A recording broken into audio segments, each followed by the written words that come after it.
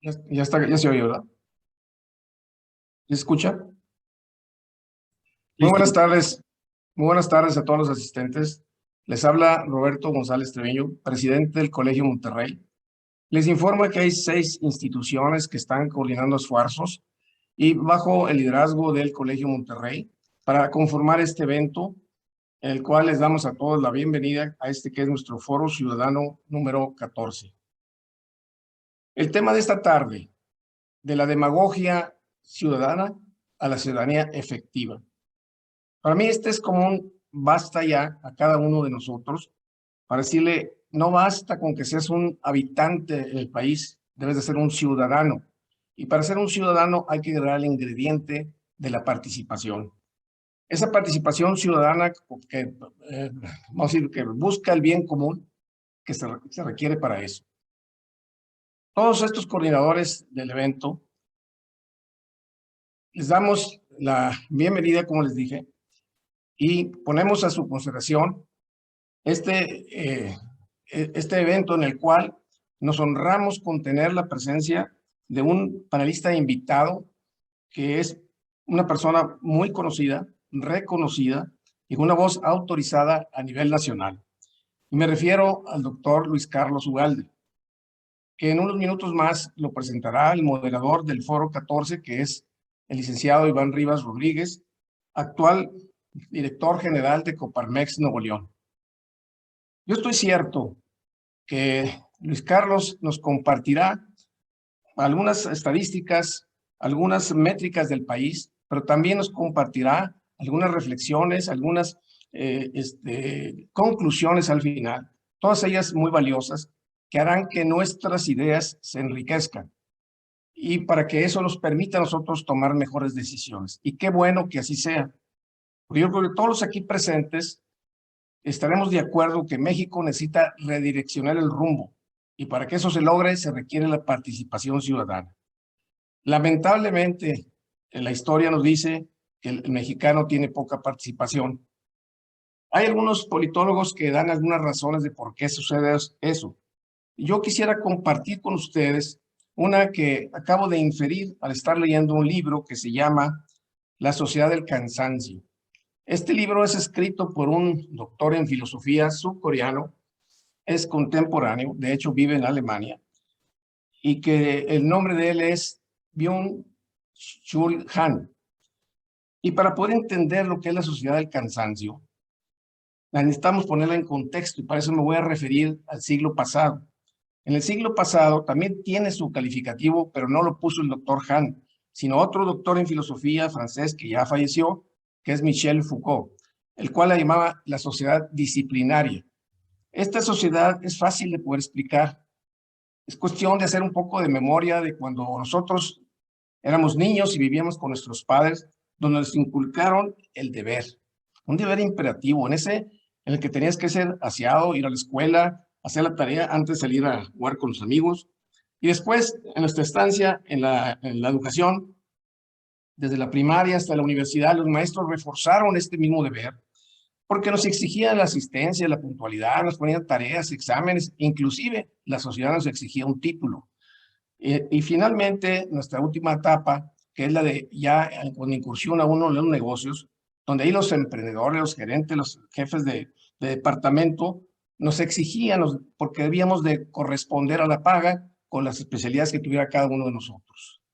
Toda esta manera de ser, según el doctor Foucault, produce ciertos efectos en la persona y en la sociedad. En la persona se queda un poco en vacío, un poco intoxicada interiormente porque no le permiten exteriorizarlo, puesto que son terceras personas las que dirigen nuestras guías. Y según él, produce esto al final de la carrera de la sociedad, una generación de fracasados, e inclusive se atreve a decir que es de locos y de criminales, y que esa es la explicación por la cual la sociedad tuvo que formar hospitales psiquiátricos, cárceles, cuarteles, empresas, universidades. Afortunadamente, el mexicano, el lapso de 40 o 50 años, fue diluyendo ese poder, ese deber imperativo. Al llegar a este siglo XXI, ya no, el deber se diluye, no se desaparece, se diluye, y cae en la sociedad del poder, el que sí puedes, el que eres libre de hacer lo que quieras. Esta libertad de actuar hace que surjan muchos emprendedores. Estos emprendedores, ya sin jefe, ellos son los propios jefes, toman como obsesión otro parámetro que es el del rendimiento. Quiero el rendimiento máximo, se ponen a trabajar y el rendimiento máximo pues es imposible alcanzarlo. Se pierden en ese proceso de buscar el infinito en el rendimiento.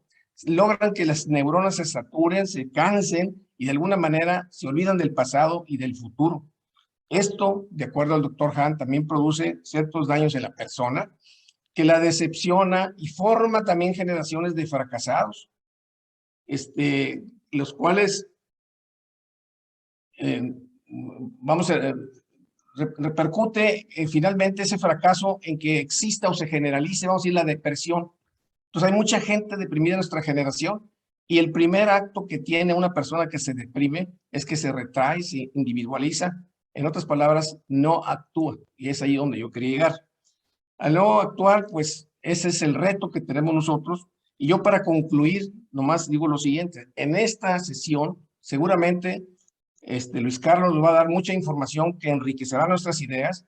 Y si hacemos la conciencia de que no podemos quedarnos estancados en el presente, sino dar el paso siguiente para poder participar en la sociedad, se podrá lograr lo que andamos buscando, redireccionar a México, por el bien de cada uno de nosotros, por el bien de la familia y sobre todo por el bien de México. Yo más me queda que agradecer la atención, la asistencia de ustedes y le paso la palabra al licenciado Iván Rivas para que continúe con el evento. Muchísimas gracias, Roberto. Gracias por esa interesante introducción y principalmente agradecer a todas las personas que nos acompañan el día de hoy en esta muy interesante conferencia. Agradecer al Colegio de Monterrey por hacer posible este diálogo con Luis Carlos Ugalde. Felicitar realmente a todos los miembros del Colegio de Monterrey por esta gran labor que están haciendo, buscando un beneficio de un mejor Nuevo León, de un mejor México, poniendo un granito de arena en lo que les corresponde. El día de hoy vamos a tener una muy interesante plática con el doctor Luis Carlos Ugalde, en donde nos platicará un poco, y Roberto lo decía, cómo pasar de una simple intención de querer participar y de hacer algo a verdaderamente involucrarnos. Estamos a la mitad de un sexenio muy interesante, diría yo, o lo podría describir así, después de unas elecciones intermedias en donde se vio la participación de la sociedad civil, en donde hubo muchos ciudadanos, organizaciones involucradas.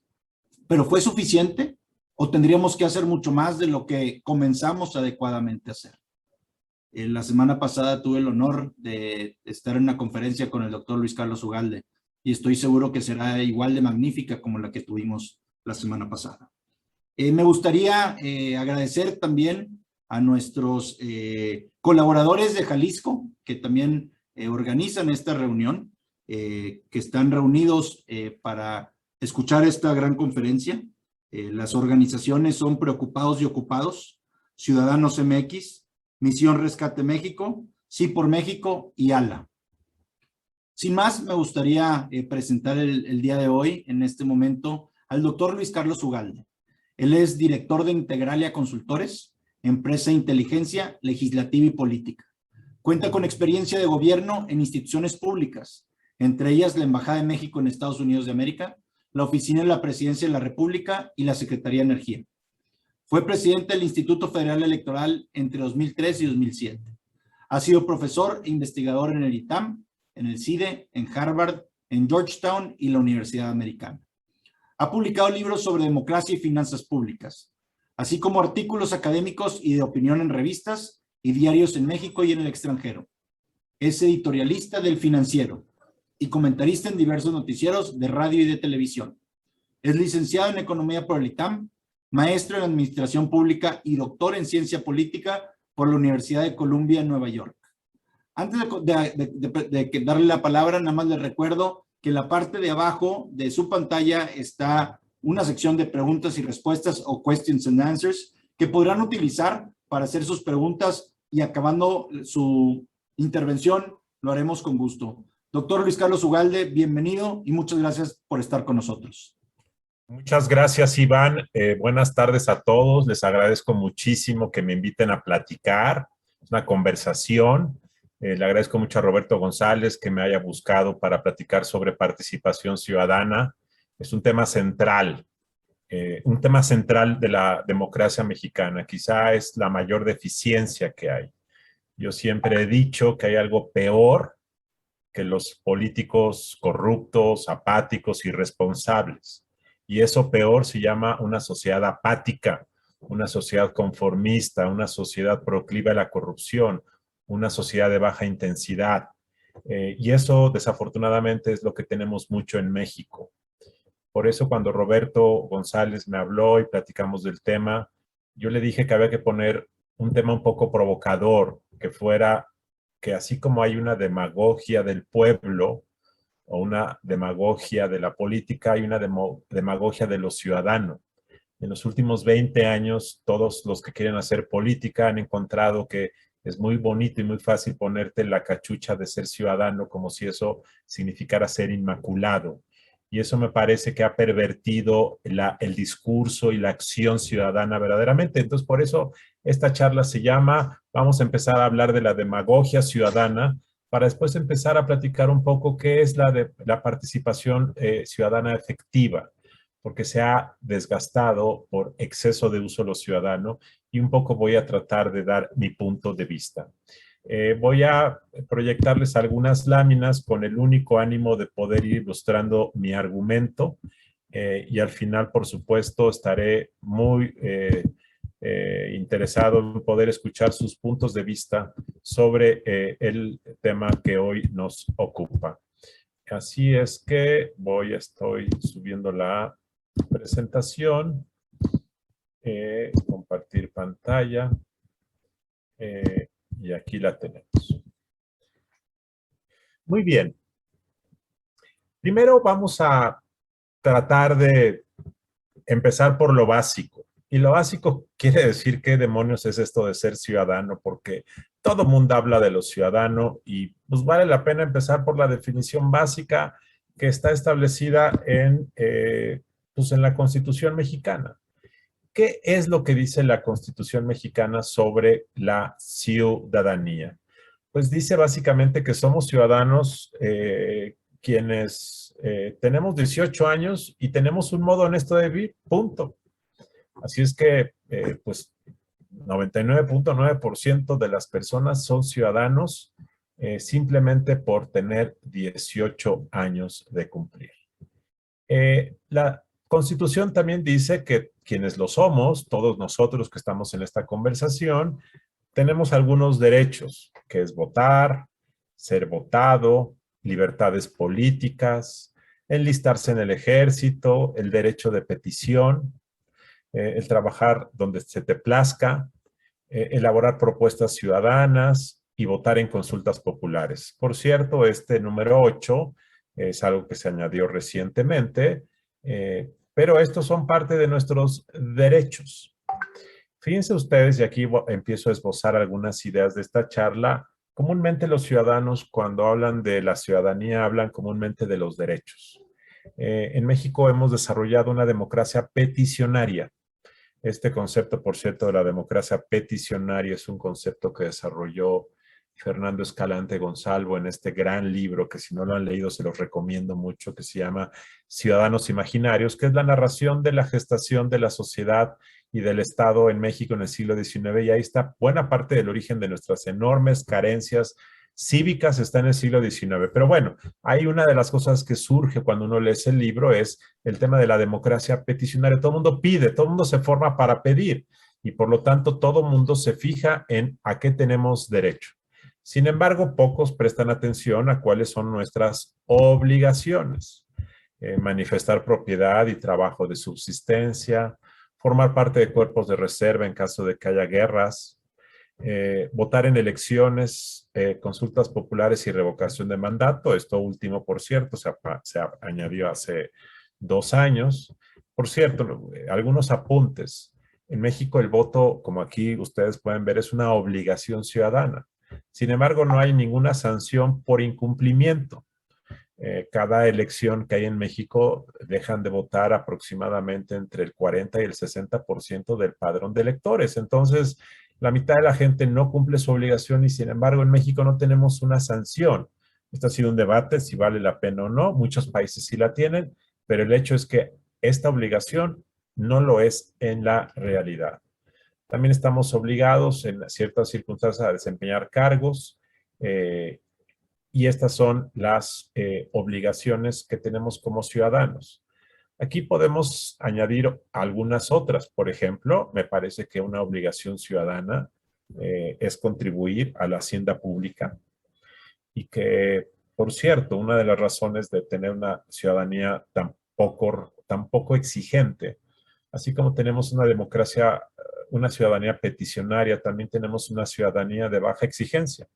Y en parte tiene que ver por el tema fiscal. Como no hay obligación de pagar impuestos por una falsa creencia de que una manera de compensar a la gente más vulnerable es no exigir que paguen impuestos todos, entonces la gente tampoco exige mucho, y entonces hay un intercambio perverso en donde el Estado da servicios de baja calidad, la gente exige poco porque paga poco, y esto es un círculo vicioso de una obligación que es pagar impuestos que no se está universalizando.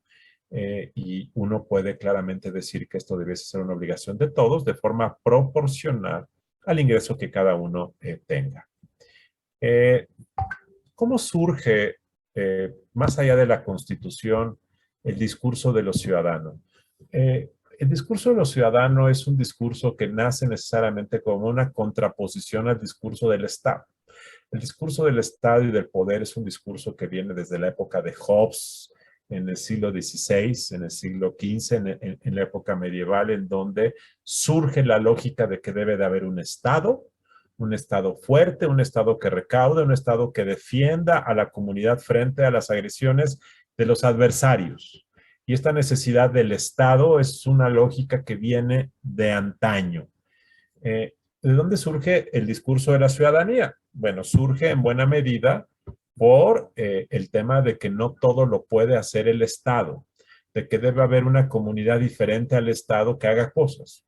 Y en el caso mexicano es probable que la Iglesia Católica, que fue, que aunque estaba fusionada con el Estado, tenía en ocasiones incluso más poder que el Estado, pero era una institución diferente a. Y la Iglesia Católica desde la época colonial y sobre todo en el siglo XIX empezó a hacer una labor asistencial que empezó a generar comunidades diferentes a las del Estado. Probablemente aquí esté una parte del surgimiento del concepto de la sociedad civil o de la ciudadanía. Y perdón por ser tan, digamos, tan esquemático, tan simplista, si hay aquí un experto historiador en sociedad civil, me va a acribillar, pero solamente es una manera de ilustrar cuál es el origen del surgimiento. Y claramente en el siglo XX, el surgimiento del Estado mexicano que se da hasta el siglo XX, porque durante el siglo XIX el Estado mexicano estuvo luchando para existir, para sobrevivir.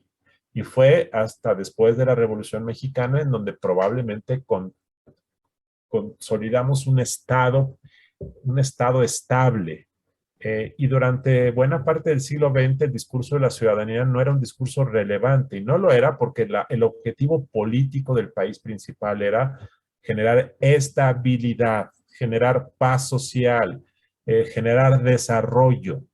Y si ustedes reflexionan, pues en los años 40, 50, durante el desarrollo estabilizador, pues lo que queríamos era afiliar gente al Instituto Mexicano del Seguro Social, construir clínicas de salud, que los niños fueran a la escuela. Nadie estaba discutiendo dónde estaba la sociedad civil, porque no era la discusión relevante.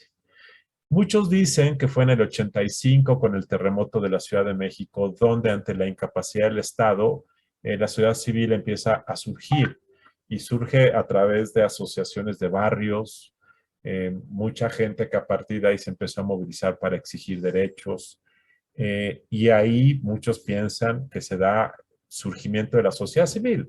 En realidad uno puede decir que esto surgió desde los años 60, cuando surgen movimientos universitarios, el movimiento del 68. Entonces esto es debatible, pero claramente es hasta los años 70 o 80 cuando empiezan a surgir algunos movimientos independientes de los gobiernos y de los partidos.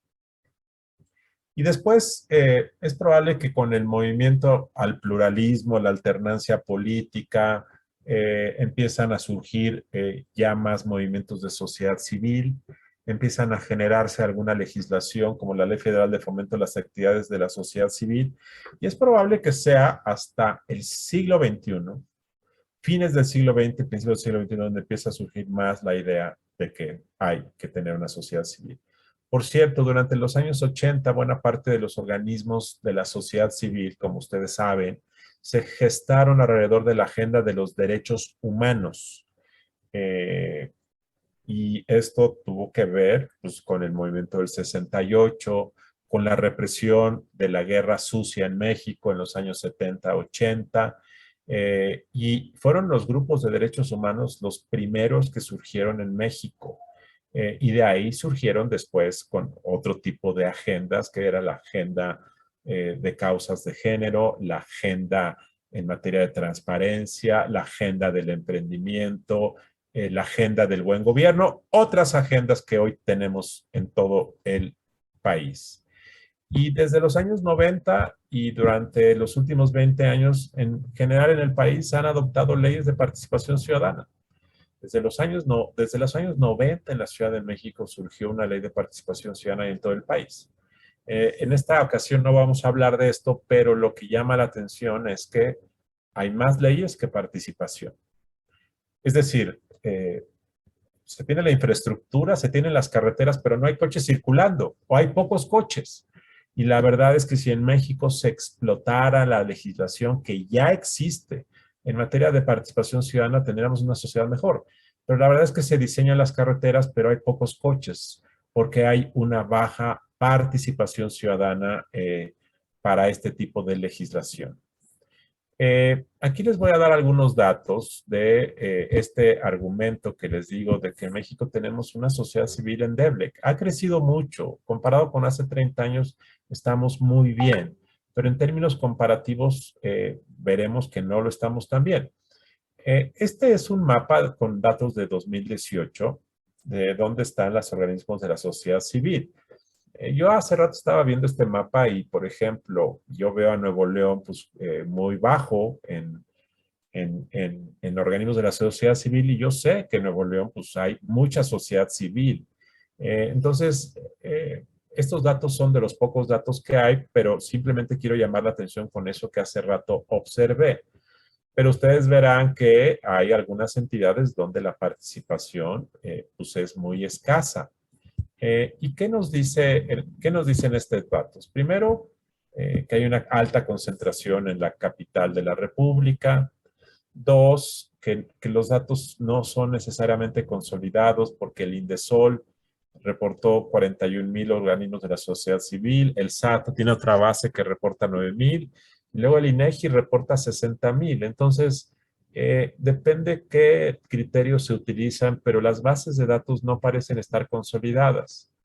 Y luego, el financiamiento tiende a ser poco diversificado.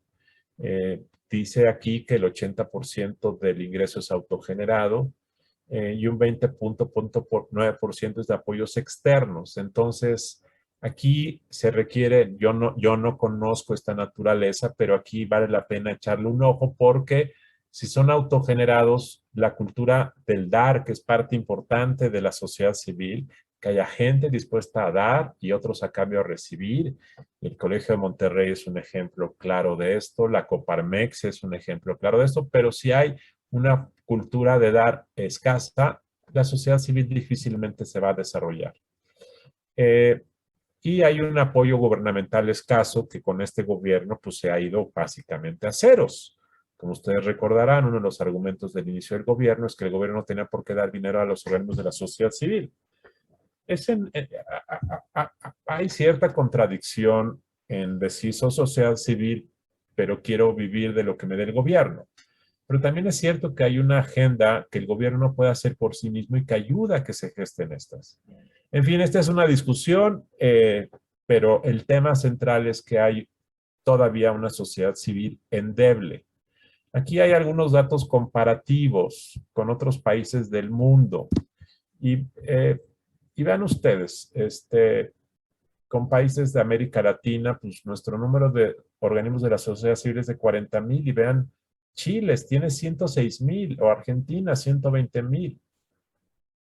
Y vean ustedes, por lo tanto, que en organismos de la sociedad civil por cada 30,000 habitantes, pues estamos muy, muy, muy lejos de países con los cuales podríamos estar en niveles semejantes. Entonces, hay aquí un tema, aquí hay un problema severo que yo creo que tiene que ver en buena parte con la estatolatría. La estatolatría es esta adicción que tienen las personas de pensar que el gobierno les debe resolver todo y esta dependencia a que el Estado resuelva tiende a generar esto. Yo también creo que tiene que ver con un sector empresarial que de forma muy irregular e incipiente apoya. Claramente en Nuevo León tenemos uno de los sectores empresariales más visionarios que hay en el país en cuanto a fondear organismos de la sociedad civil, pero si ustedes van a Zacatecas o van a Tamaulipas o van a Tabasco, pues esto es inexistente totalmente. Entonces tiene que ver con el sector empresarial, tiene que ver con la falta de, tiene que ver con la existencia de un Estado hegemónico, partidista, que existió en el siglo XX, y otras razones, pero esto es uno de los desafíos centrales de la democracia. Los países salen adelante a pesar de su clase política. Y este tema es un gran déficit que tenemos como país. Necesitamos decenas o necesitamos miles de organismos de la sociedad civil más. Yo en lo personal me dedico ahora a la consultoría. Integralia es una consultoría. Y durante tiempo también hemos hecho labores de difusión, labores de think tank. Y en algunos momentos de mi vida yo he ido a tocar puertas para solicitar recursos, fondeo, con empresas, con empresarios, con donantes. Y yo sé lo que es, lo difícil que es que conseguir fondos. Comúnmente te dicen, no, pues ya le doy a tal. Pues es que se requieren 20. Oye, pero ya existe tal. Pues es que se requieren 50 iguales en cada estado del país. Hay una urgencia y no se percibe en amplios sectores empresariales por qué esta infraestructura democrática que son los organismos de la sociedad civil son tan relevantes para el progreso democrático de una nación. Ojo, los organismos de la sociedad civil son infraestructura democrática y así como una economía no se puede desarrollar si no hay carreteras, una democracia no puede florecer si no hay infraestructura de organismos de la sociedad civil. Aquí les iba a mostrar algunos datos, pero se los voy a platicar mejor. Tenemos un déficit de valores cívicos. En México, la gente no tiene una cultura centrada en la legalidad, piensa que la ley se debe cumplir si es justa. Dos, no hay una convicción genuina de ser participativos en las labores comunitarias. La gente vota y más allá de votar no hace nada más. Entonces, también hay un déficit histórico en la gente. Tenemos desafortunadamente gobiernos que o victimizan o ensalzan a la sociedad demasiado. Nuestro presidente actual victimiza al pueblo y entonces, en lugar de hacerlo corresponsable, simplemente le dice que son víctimas del abuso de las élites neoliberales y los condenan a sentirse víctimas y por lo tanto a estar a favor de mecanismos compensatorios. Y los gobiernos anteriores, neoliberales, como dice López Obrador, yo tampoco escuché que generaran corresponsabilidad. Nadie genera corresponsabilidad. Entonces, esto reafirma una cultura de la pasividad en lugar de una cultura de la corresponsabilidad. Ahora bien, hemos tenido como les dije, en los últimos 20 años se ha venido construyendo legislación, diversa legislación. Aquí incluyo algunas de las principales en el ámbito federal. Y en cada una de las entidades del país se han ido construyendo estos instrumentos que sirven para desarrollar el tema de los organismos de la sociedad civil. Este gobierno, desafortunadamente, desde el punto de vista fiscal, ha ido cerrando y cerrando este tema, y esto es muy lamentable que así ocurra. Por cierto, estas últimas 3 iniciativas que están ahí, las 2 primeras fueron gestadas en 2012. Y cuando esto fue gestado en 2012, la Ley de Consulta Popular y la Iniciativa Ciudadana, yo fui muy entusiasta de que esto era un gran cambio positivo para el país. Y desde entonces he estado viendo lo que ha pasado. ¿Qué ha pasado? Que en el tema de iniciativas ciudadanas básicamente se han presentado 2 ejercicios que han sido básicamente irrelevantes porque no han tenido ningún impacto. Y en el tema de la consulta popular, antes de López Obrador, en 2015 hubo 3 o 4 intentos de generar una consulta popular. Fueron 5 peticiones de llevar a cabo una consulta popular y todas ellas fueron rechazadas por la Corte por no cumplir los requisitos de el tipo de tema o pregunta que era válido por la Constitución. Y luego en 2018 nadie planteó una consulta popular. Y luego ahora en 2021, desafortunadamente, López Obrador planteó una pregunta que se llevó a cabo el 1 de agosto, que creo que distorsionó completamente para qué sirve una consulta popular. De tal forma que esta figura, que es una figura muy importante para generar una sociedad responsable, reflexiva sobre asuntos concretos de política pública y de impacto general, se desperdició, se distorsionó, se contaminó. Y esto me parece una muy mala noticia.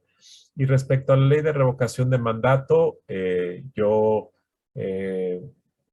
parece una muy mala idea. Me parece que lo mejor que le podría pasar a México es que no se materialice en la práctica. Me parece además a mí que si bien uno podría pensar que siendo un derecho de los agraviados de un gobierno, pero en este momento se está queriendo usar como un derecho del gobernante y esto distorsiona el ejercicio. No es un derecho del gobernante para hacerse publicidad, es un derecho de los agraviados y yo no veo que haya agraviados, salvo un grupo que es Frena, que está insistente en este tema y que a mí me parecen las razones equivocadas, pero se va a distorsionar y en lugar de que estos instrumentos sirvan para generar una cultura participativa, van a contribuir a generar una cultura oficialista de la propaganda del gobernante. Y esto me parece una pésima, pésima señal que tenemos enfrente. Al final, si quieren, podemos hablar más de este tema, pero simplemente quería dejar en una lámina cuáles han sido algunos de los principales temas legislativos para ordenar la participación ciudadana. Quiero narrar, quiero, ayer que estaba terminando esto, dije, ¿cuándo empezó a surgir este falso dilema de los ciudadanos versus los políticos?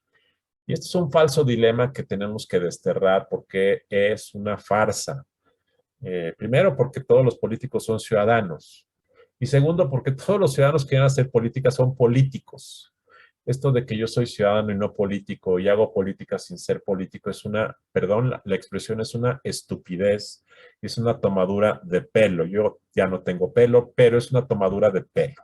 Y hay que combatir esa demagogia.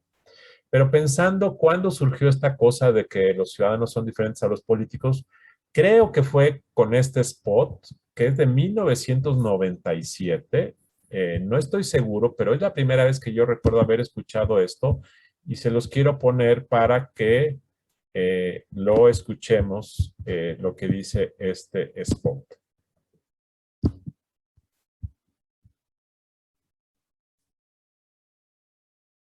Ahí viene.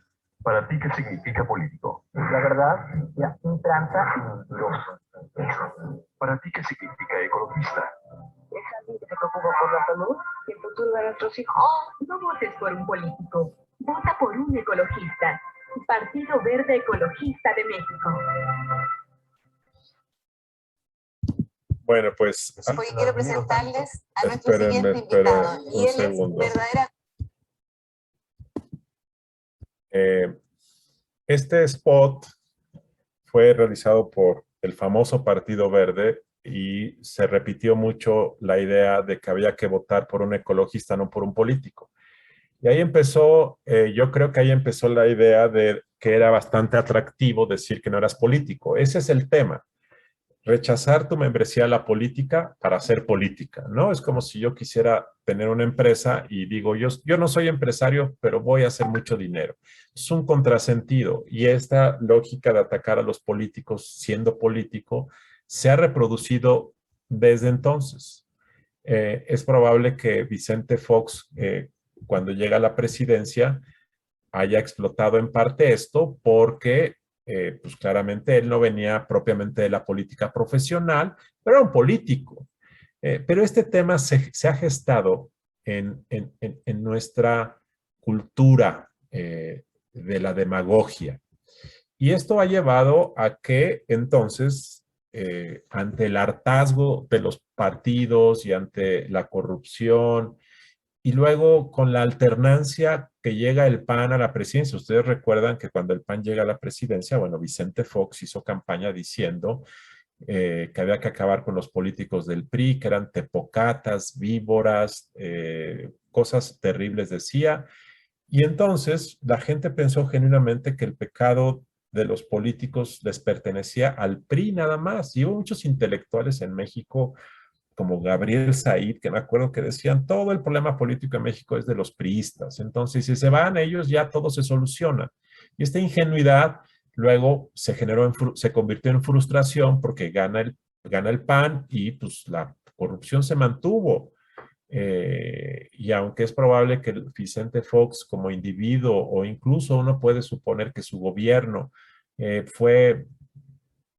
pudo haber sido menos corrupto, no lo sé, pero imaginemos eso. El tema es que la corrupción sistémica se mantuvo y la corrupción de los gobernadores en ese sexenio se empezó a propulsar y después se movió un problema gigantesco y sistémico. Entonces, yo creo que es ante la frustración de que todos los partidos son iguales, que entonces surge la idea de que la solución es que entonces los no políticos gobiernen a la política y surge esta tontería, yo creo que es una tontería de argumento, de decir que para ser buen político no hay que parecerlo. Y entonces surge en buena medida el tema de los ciudadanos. Y pongo esta foto porque este fue el candidato que más atracción generó y más entusiasmo. Yo en lo personal, cuando vi que iba a ganar, yo fui de los mayores que celebró y hablaba a favor y decía que esto era una gran idea, que podía ser un movimiento tectónico de la política mexicana y mucha gente se entusiasmó porque efectivamente daba la impresión de que esto podía ser aire fresco, no que sustituyera a los partidos, pero que fuera oxígeno para refrescar la vida. Y junto con este candidato gobernador hoy surgió el movimiento de los candidatos independientes o ciudadanos que, como ustedes saben, surgió también en 2012, se legisló en 2013, los primeros candidatos ciudadanos los tuvimos en 2013 en Zacatecas y en Quintana Roo, luego en 2014, bueno, en 2015 el Bronco fue candidato en Nuevo León, de tal forma que ahí empezó a surgir. Y si ustedes se dan cuenta, este movimiento fue de corta duración, porque luego López Obrador llega a la presidencia en 2018 y se chupa todo el entusiasmo ciudadano, se lo chupa. ¿Y por qué se lo chupa? Yo creo que hay varias razones. La primera yo creo que tiene que ver con la enorme decepción que causó el Bronco. Y yo creo que él, que tiene una enorme responsabilidad de ser el primer ejemplo de lo que podía ser un gobernante, fastidió el experimento por su frivolidad. por su mal desempeño y por su irresponsabilidad de ser candidato a la presidencia.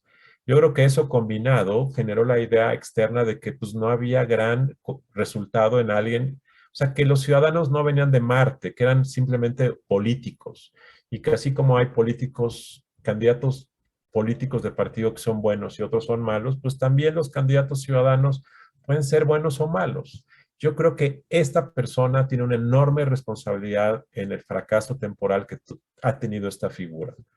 Y la otra fue que la política de los ciudadanos en candidaturas fue básicamente una manera de encontrar, digamos, una alternativa a los partidos políticos. Y yo creo que López Obrador, como llega como un outsider a decir que él va a derribar al prianismo y a los neoliberales, yo creo que eso captura la energía de mucha gente que pensó en los candidatos independientes como una válvula de escape, se fueron con el tema de López Obrador y ahora tenemos desafortunadamente una figura pues que está en franco declive.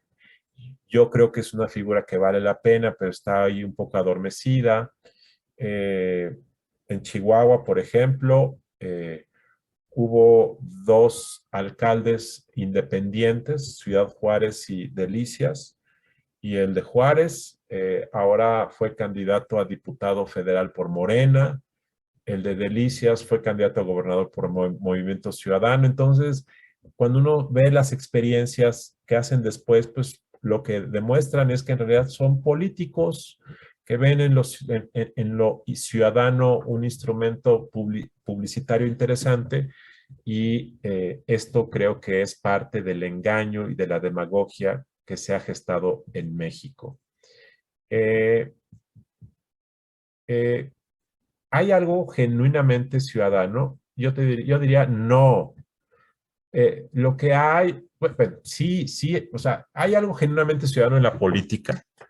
Yo creo que en la política lo genuinamente ciudadano es la participación de la gente que no forma parte de las estructuras de gobierno ni de partidos y que va, participa, vota, hace trabajo comunitario, vigila las escuelas de sus hijos. Eso es lo genuinamente ciudadano. Los políticos son políticos y cualquiera que haga carrera política es un político. Puede haber políticos que vengan de los partidos, políticos que vienen de los medios, políticos que vienen de la sociedad civil, pero son políticos.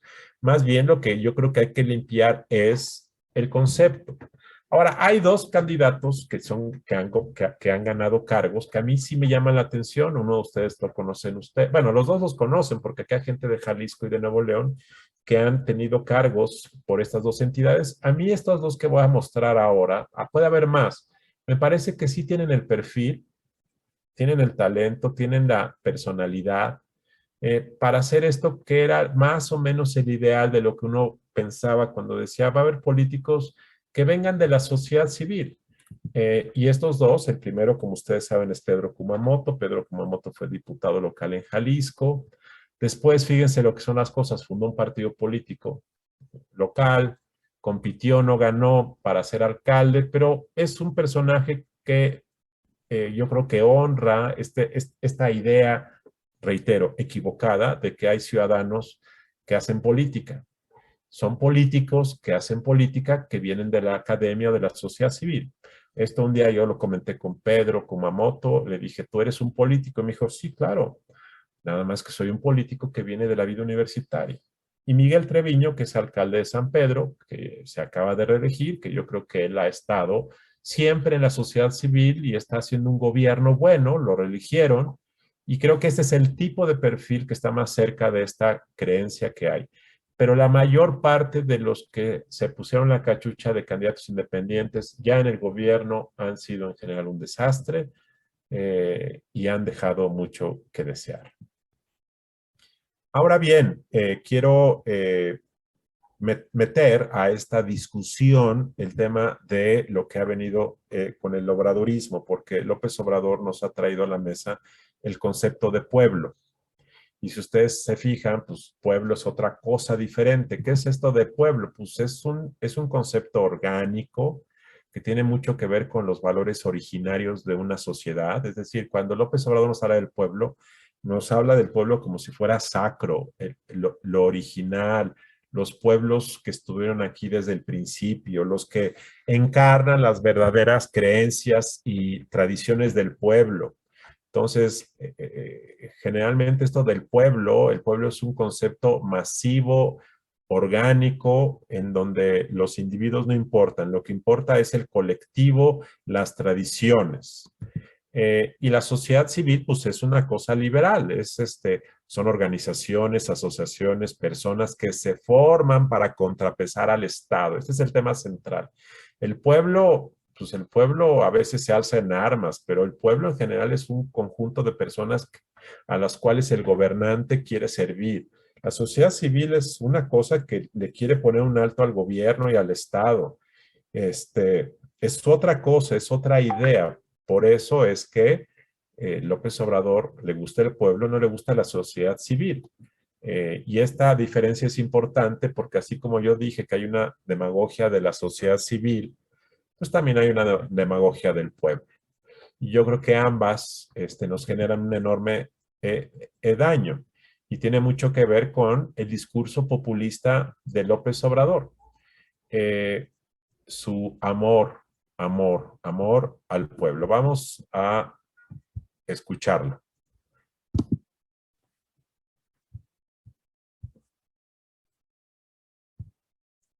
Somos la app de movilidad número 1 en el mundo. Somos Didi. No, cuando el pueblo no me quiera, voy a llorar y me voy a ir. Porque si el pueblo no quiere al gobernante, el gobernante no sirve, es la nada. Yo estoy aquí mientras tenga apoyo de los ciudadanos. Por eso impulsé lo de la revocación del mandato. Y ahora les voy a mostrar este tema del desprecio que tiene López Obrador por la sociedad civil. ¡Viva México! ¡Viva México! Permítanme un segundo.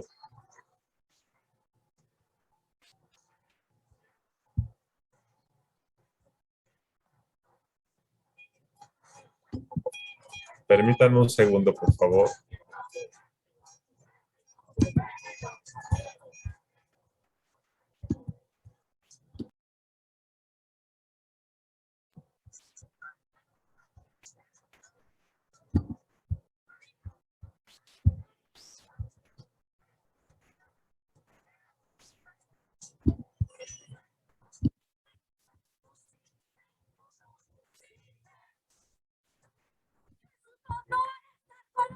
Denme un segundo que ya se me metió el obradorismo en la presentación. Espérenme un segundo, por favor.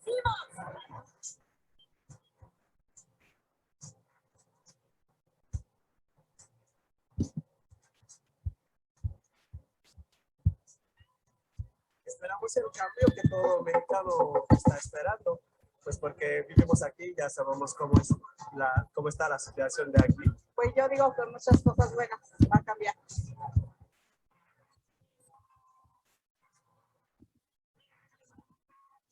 Quizá a partir de mañana no cambie nada más que el pensamiento de algunas personas, porque no les voy a decir que van a tocar y va a ser magia. Que hoy se cumplió algo importante en la historia de México, ni más ni menos que nuestro cabecita de algodón quedó como presidente. ¡Qué maravilla, eh!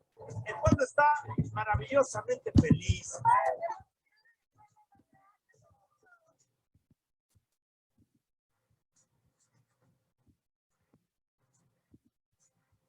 Voy, colegas, pero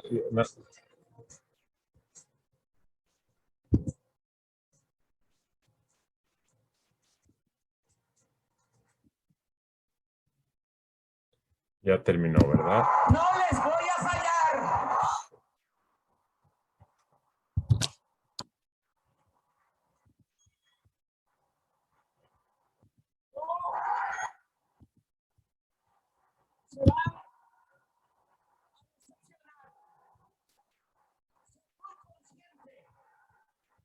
de mi responsabilidad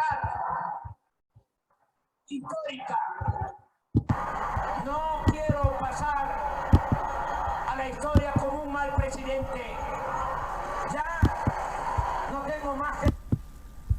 Perdón, Iván, ya me reconecto. No sabía cómo terminar esta, pero reconecto esto para seguir con la presentación. Pero además para que recordaran bien los mítines de López Obrador. Esperamos con gusto, la verdad es que iba muy bien la presentación. Ahorita seguimos viendo. Y bueno, tenemos muchas preguntas. Los que quieran seguir teniendo y haciendo preguntas, en la parte de abajo lo podrán hacer y al final haremos las preguntas. Regreso a donde estábamos porque les quiero poner el video de lo que dice López Obrador de la sociedad civil, simplemente para comparar el amor permanente al pueblo con su desprecio a la sociedad civil.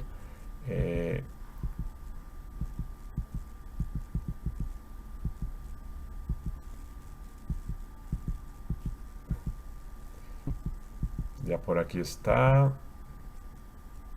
Aquí estaba la preferencia por el pueblo y por aquí va a estar lo que opina de la sociedad civil. Vamos a escucharlo.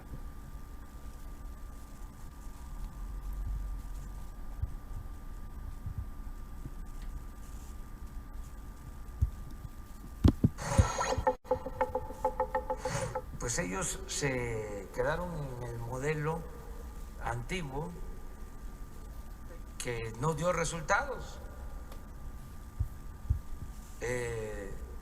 Es la Policía Federal.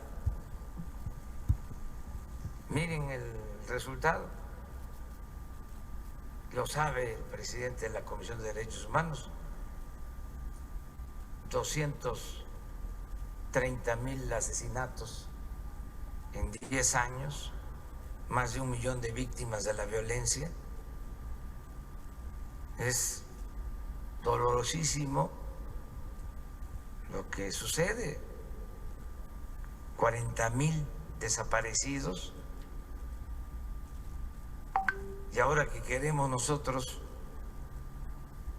atender este problema gravísimo, en vez de que ayuden,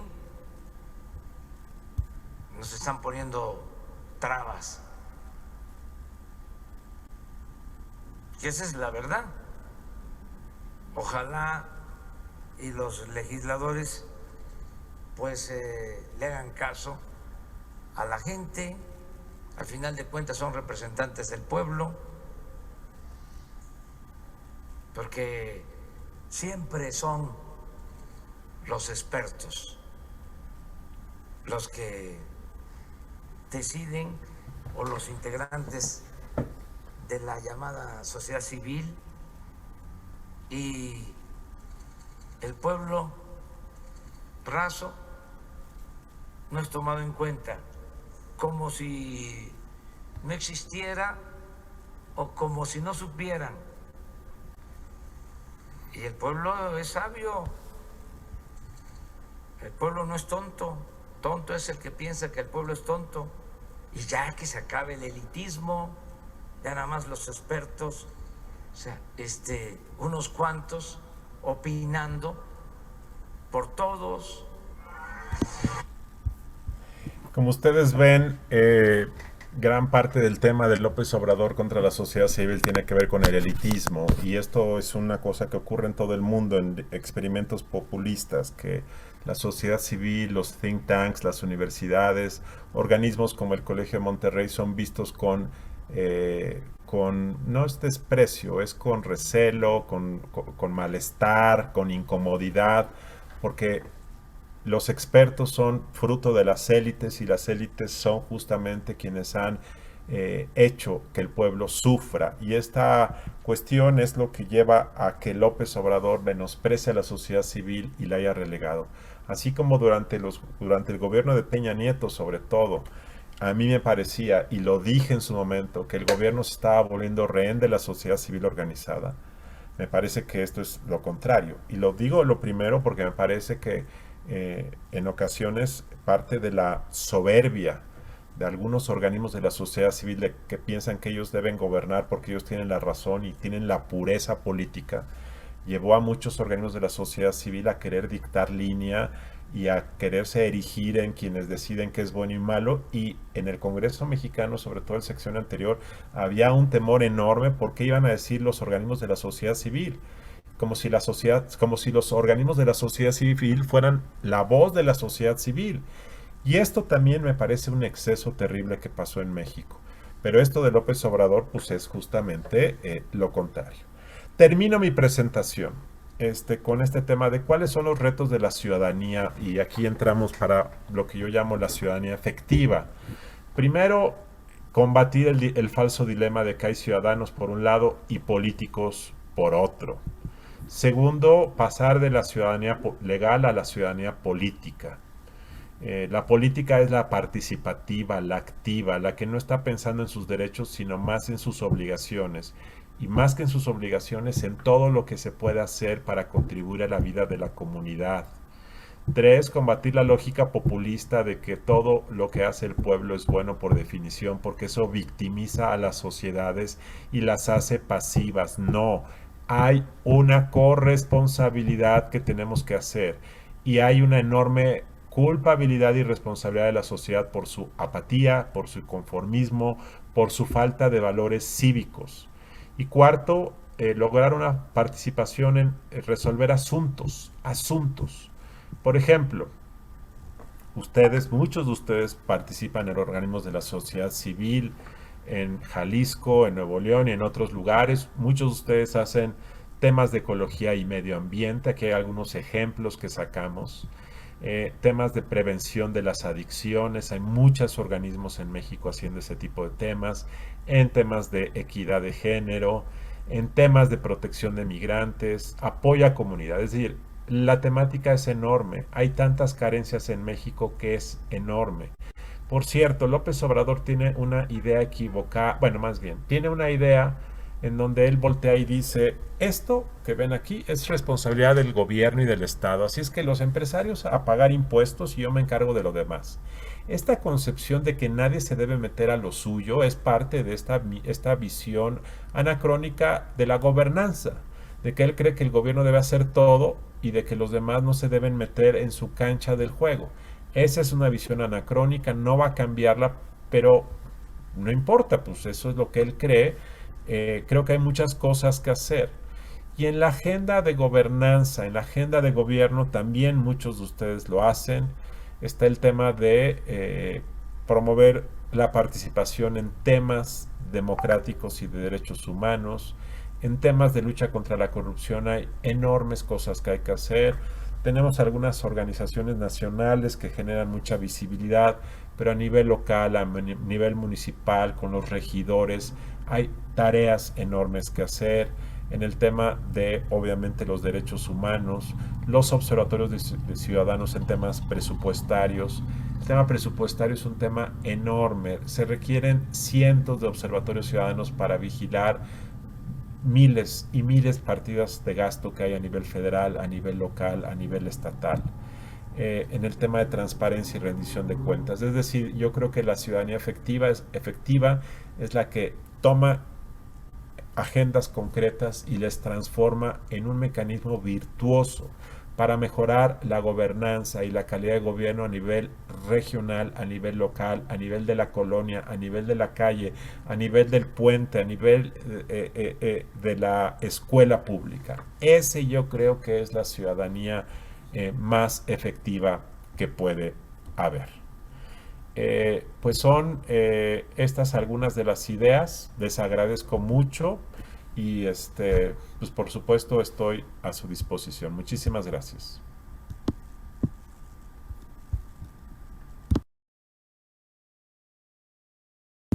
No te escuchas, Iván. Estás en mute.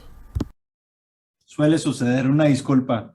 Ya te había echado todas las flores del mundo y las porras, pero bueno, pues muchísimas gracias por esta charla tan interesante, mi estimado Luis, en donde nos llevas por un camino de cómo se va haciendo la ciudadanía, cómo las ONGs van desarrollándose y bueno, también el futuro y cómo tuviéramos que ver para adelante para poder tener mayor organización y mayor fuerza. Tenemos muchísimas preguntas, si me permites te voy llevando algunas de ellas. De nuevo, muchísimas gracias.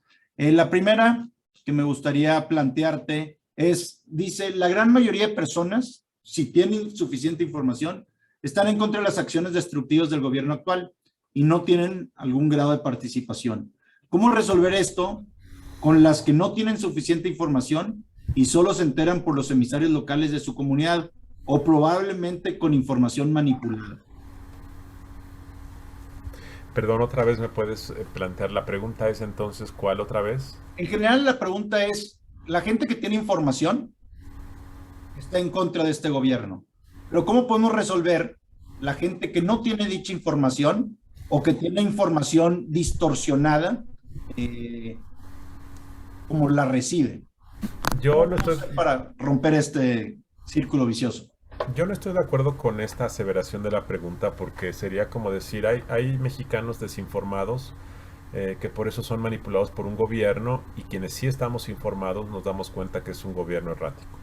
A mí me parece que esa postura puede ser un poco soberbia y me explico. Yo creo que queda claro que el gobierno de López Obrador es un gobierno popular, es un gobierno con una tasa de aprobación bastante significativa, según el diario Reforma de hoy, 60%. Y yo no adjudicaría a que es falta de información. La gente está satisfecha. La gente está satisfecha porque hay programas sociales.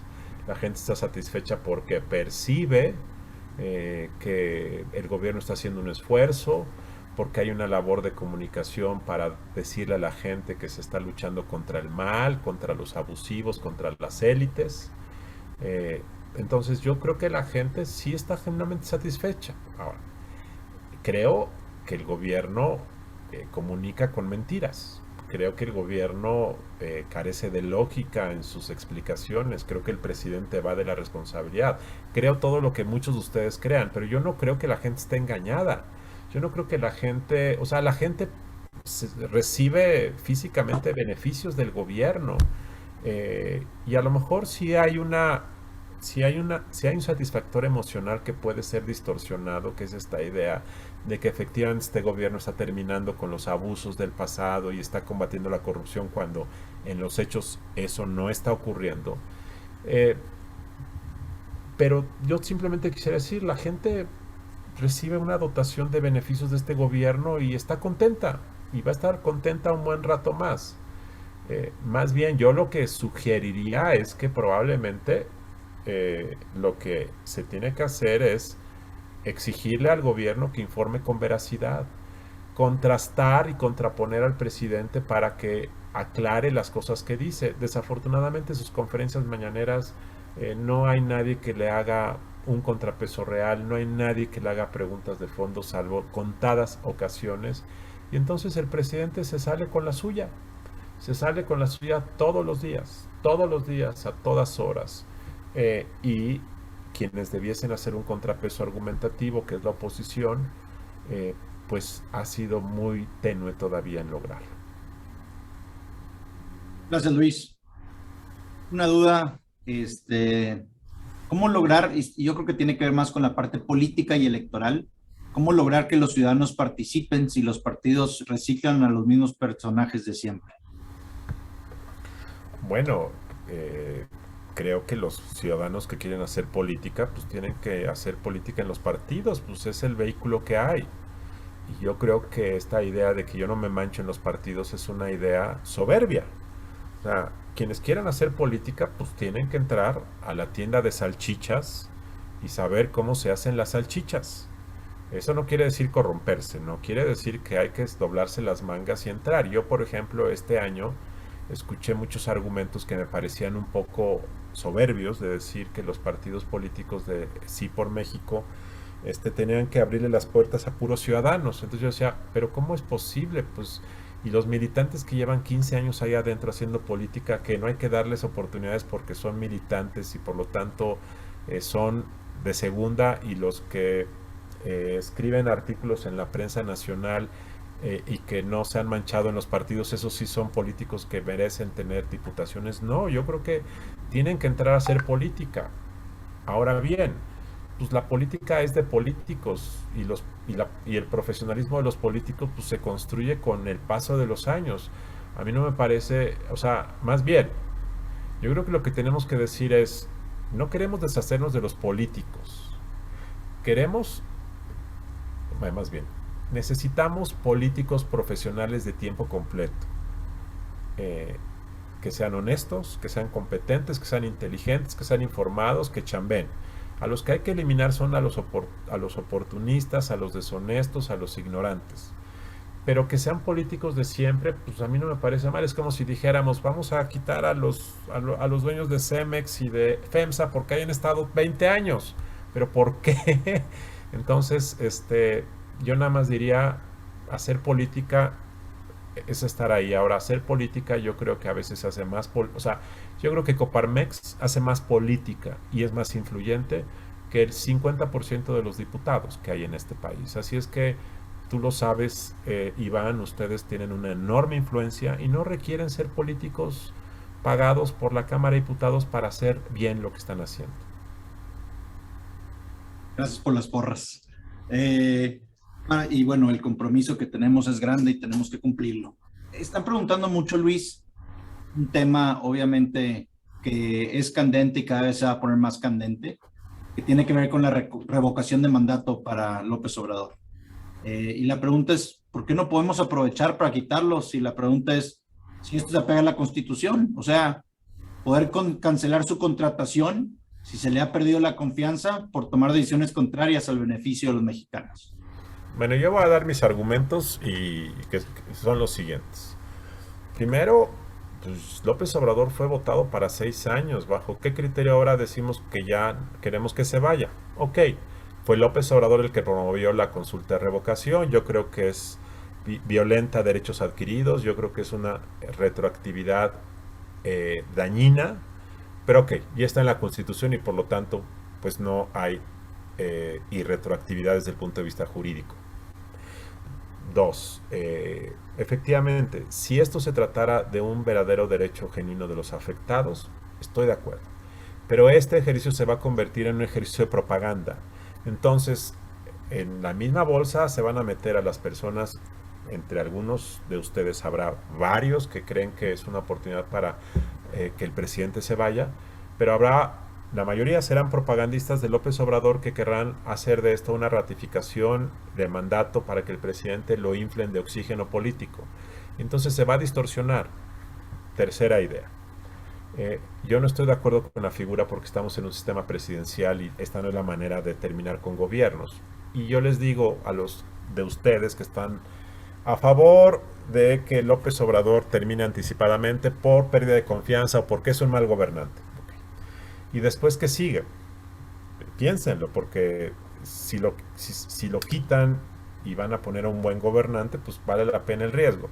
Pero si lo quitan y va a ser peor el que sigue, pues entonces yo no veo cuál es el beneficio para el país.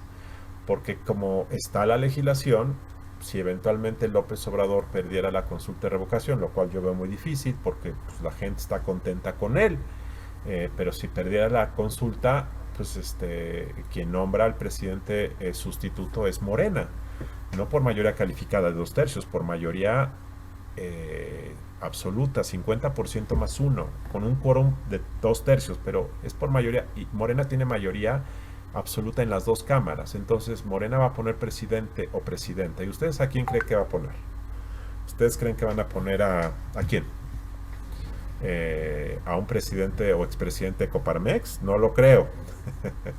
Entonces van a poner a la esposa, muy probablemente.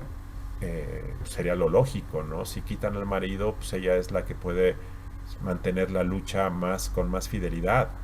O van a poner a un radical y el nuevo gobierno sustituto se va a volver más radical, va a acusar al pueblo de golpista. Es decir, no va a decir que el pueblo está en contra de López Obrador, van a decir que fue una trampa, que el INE corrompió, que los medios, que Coparmex.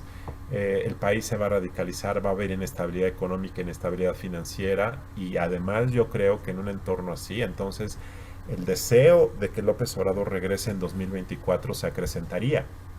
Y entonces habría una reforma seguramente a la Constitución para permitir que el presidente depuesto pueda competir nuevamente en 2024 y entonces, en lugar de quitarlo, lo vamos a mantener eternamente en la vida pública del país. Yo creo que el régimen republicano mexicano es, eres presidente por 6 años y te vas caminando como un civil. Y quienes quieren hacer este show y pelearse con López Obrador están simplemente inflándolo. Y en lugar de que su segunda parte del sexenio sea una retirada normal, natural, de un presidente con éxitos y fracasos, que se vaya como un civil, lo van a engrandecer. Eso es lo que el populismo desea. Pleitos, melodramas, conflictos. Yo creo que es un error táctico hacerlo. No le hace bien al país. López Obrador debe terminar su mandato, se le debe exigir. Yo creo que al país no le conviene y por lo tanto, siendo responsables por el bien de México y además porque López Obrador es un presidente de 6 años, mi sugerencia es abstenerse de este ejercicio que al final va a ser una farsa porque se va a usar con fines propagandísticos. Gracias, Luis. Una pregunta sobre OSCs, que hemos hablado de ellas. ¿Se podrían distinguir entre aquellas OSCs que pretenden hacer lo que el gobierno no está haciendo? Es decir, desarrollar más subsidiariedad contra aquellas OSCs que organizan para pedir apoyo de gobierno. Yo creo que las OSCs que hacen labores que el gobierno no hace por incapacidad, descuido, lo hace mal, yo creo que esas son muy importantes, muy importantes. Ahora, las que operan como receptoras de fondos del gobierno para hacer cosas como consultoras o como organizadoras de actividades del gobierno, pues yo no quiero opinar sobre algo que no sé, pero lo pongo con signo de interrogación. Yo creo que es válido, pero yo creo que la sociedad civil por definición es una sociedad civil que se fondea de manera independiente al gobierno, no del gobierno. Yo, por ejemplo, cuando era presidente del IFE, me acordaba que cada 3 años el gobierno, la Organización de las Naciones Unidas daba dinero y lo recibía el gobierno mexicano, la Secretaría de Gobernación, y de ese fondo le dábamos dinero a los organismos de la sociedad civil para que observaran las elecciones. Y yo siempre decía, ¿por qué no se fondean de fuentes privadas? ¿Por qué no los empresarios o las personas en México dan dinero para la observación? Y me parecía un poco contradictorio que vayas a pedir dinero del mismo Estado mexicano para hacer algo que es vigilar al Estado mexicano.